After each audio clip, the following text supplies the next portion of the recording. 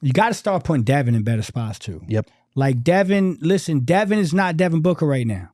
I'm telling y'all, he's not Devin Booker right now. That's not the guy we've been watching for 8 years. Like, that's not the guy.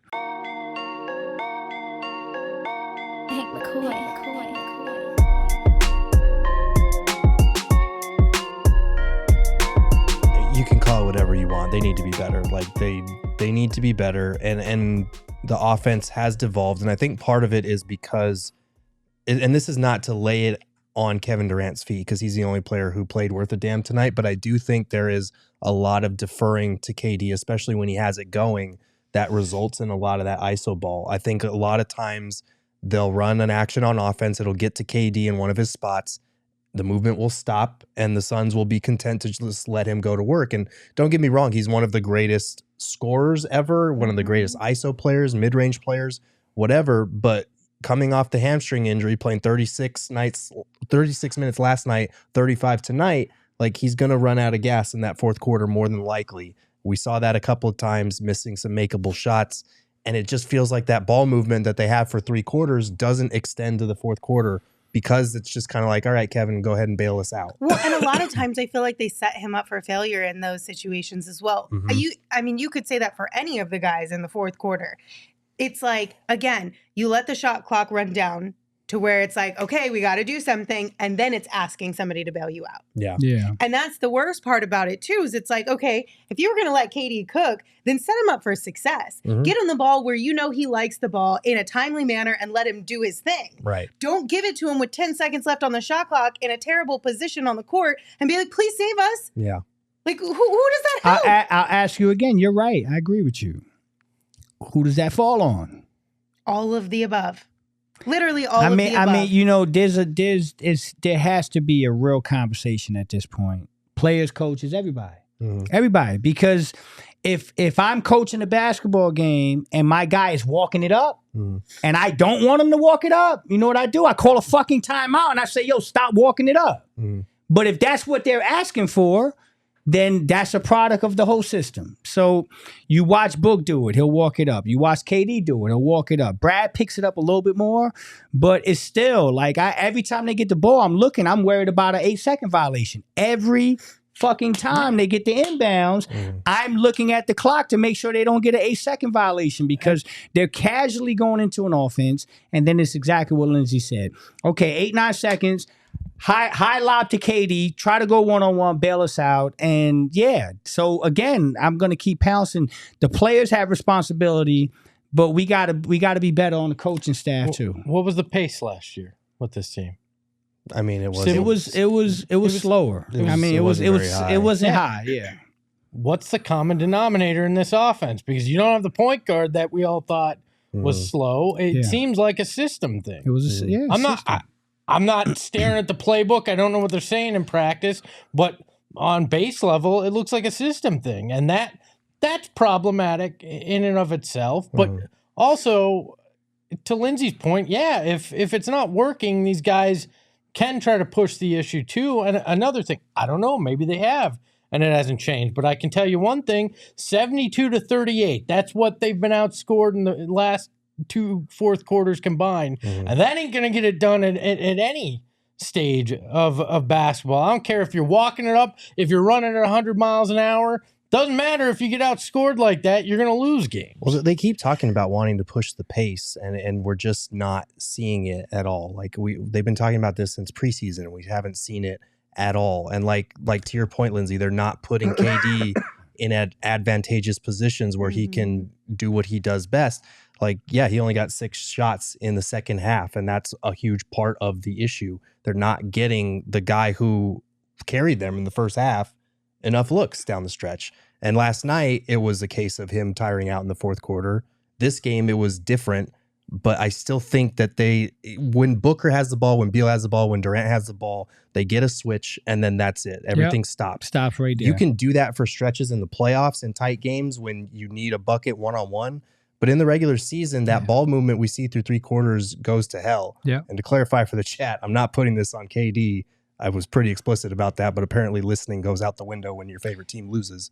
My point is, like, they need to put Durant in easier scoring opportunities so that his life is not hell where he has to go one-on-one or one-on-two every time to score a bucket late in games. That's not a recipe for success, no matter how good you are in this league. And you make a good point. You got to put KD in a better spot. You got to start putting Devin in better spots too. Yep. Like Devin, listen, Devin is not Devin Booker right now. I'm telling y'all, he's not Devin Booker right now.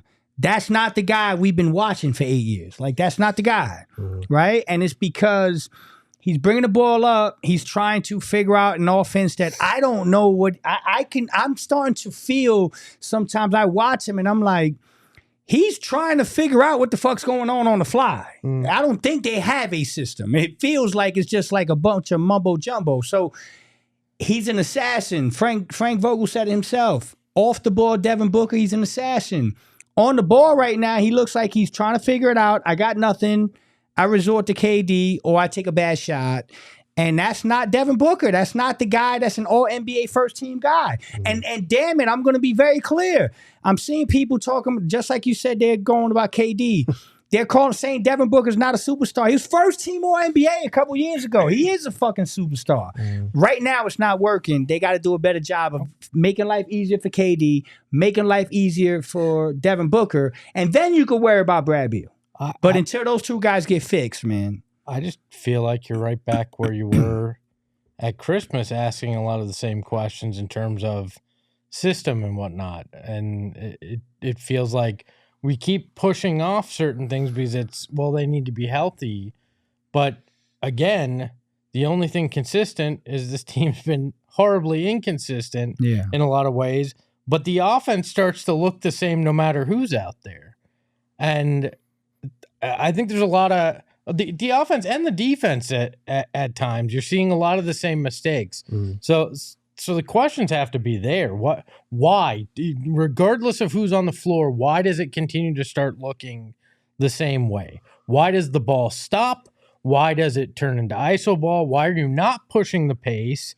Why are defensive rotations not crisp? And start to systematically go, okay, is this roster construction?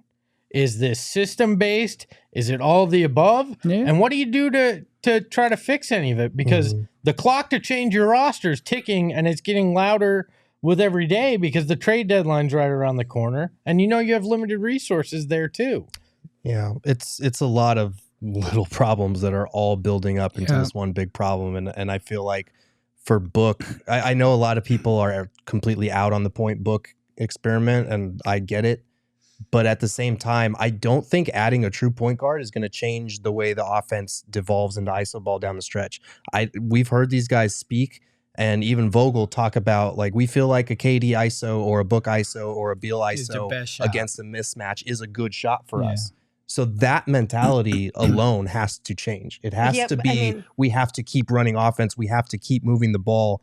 We have to go to our drive and kick game, which is dangerous when it's three of them and Grayson Allen out there at the same time. We don't see any of that. We see one guy going one-on-one like it's pickup ball with everyone else standing around and watching, and that's just not a recipe for success. And it's not a recipe for building reps either or continuity, because we can talk all day about how little time they've had out there together, but if all they're doing is shit they could do in an empty gym by themselves on offense, that's not going to help either. And that's not even the biggest issue. Like, the defense is a way bigger issue. They gave up 138 points tonight. 111 should be enough to at least keep you in the game, not lose by 27. Like, the defense for me is the bigger problem. 259 in 2 games. I totally get the defense is probably the bigger problem here, but can we just circle back to what you just said real quick about the players and the coaches talking about how they think that that's a really good shot for them, when it's like, sure, in theory, but in real life, when we go and we look at the games and it doesn't work out majority of the time against quality teams, at what point do we revisit this? And maybe say, hey, like, we want it to be good. We think it should be good, but it's not working out in the way that we anticipated. So let's try something else. Where is the checks and balances of who's being like, hey, quick question, is this really working? Well, that's what I'm asking. Gerald brings that up, so now I want to talk about that. Coaches went public and said that. They went public and said, you know what? Sometimes KD, Book, Brad Beal, 1-on-1 ISO, that's not bad. I'm gonna be honest. When I first saw that, I didn't want to. I want to speak on it now. When I first saw it, I thought it was lazy. I thought it was lazy. That's a lazy thing. That's like, okay, yeah, KD 1-on-1 is a great shot, so we're gonna live with it. Book 1-on-1, great shot, ISO, we're gonna live with it. Nah, bro. Like, no, that's not. If that's your offense, I mean, are you almost admitting that that's what you're looking for? No, but look, I'm gonna ask you, G, because you there every night. Is that No. almost admitting that's what you're looking for? I don't think so. I think because this was a few weeks ago when this question was asked about. Yeah, I remember. It was in a certain situation where it devolved into ISO, and he said, "No, like a KD ISO is one of the best plays that we can run." I think it was a case of Vogel sticking up for Durant because the question felt like not an attack on Durant, but kind of asking like, yo, you think he went to Durant too much ISO? Do you think he wore him down? Because it was one of those games where he played a lot of minutes. And KD is an ISO guy, but... And in moments, turning to him for that, I get. Exactly. But every single time, every single night, that's like doesn't make sense. That's like saying, hey, you know what? A cupcake's good. But if it's my entire diet, I'm going to die a quick death. Right? Yeah. But KD ISO, Book ISO, Beal ISO, in certain situations... is a good play, but when you're relying on it too much, it will kill you eventually. And it also doesn't set your players up for success either, because then when shit goes south, now people are mad at KD or Book or Beal or whomever, and it's like, okay, but is it their fault or are you setting up your players for failure here? Well, yeah, it's not basketball. Like ISO, that's something you do every now and then when you have an opportunity. That's not something that you do. Predominantly just run ISO ball, and that's what we're seeing. And again, that's part of the offense. I mean, again, I'm going to keep pouncing on it. Grayson Allen took 3 shots. Like, at what point do you call a timeout or do you go to the locker room and you're like, okay, we know we got KD, Book, and Beal, but we need another person. Like, somebody else got to come to the party. You can't take 3 shots. How about you say, hey, Eric Gordon, take a few less of those, and hey, let's get it to Grayson on a night where he's not shooting well. But you bring up, and we've heard Frank Vogel talk about this, that we want to play with pace, but then they don't. Like, I don't, there's some disconnect between what is said and what they do. He's dialed that back more recently. Yeah, especially because we're talking about the turnovers, and it's been like this whole, yes, we want to play faster, but we also are very focused on taking care of the ball. And when we play faster, we get more lax when it comes to taking care of the ball. That's crap, though, because we've seen it in the slow down half court that they get lax. I'm not saying it's true. I'm saying what is being said. Like, you get an equal parts. Yes, we want to do this, but we also need to do this. So it's a balancing act. Yeah, they're talking out of both sides of their mouth and their ass at the same time. Like, that's the problem here to me. You know, like Nurk got hurt tonight, right? But what do you have? 8 shots? Nurk had 8 shots. Yeah, 3 for 8. I mean, if I came in, if we were doing pregame and I told you Nurk and Grayson combined gonna have 11 shots tonight. Yeah, I would have told you this is exactly what happened. Sometimes you just gotta, I can't for the life of me understand that.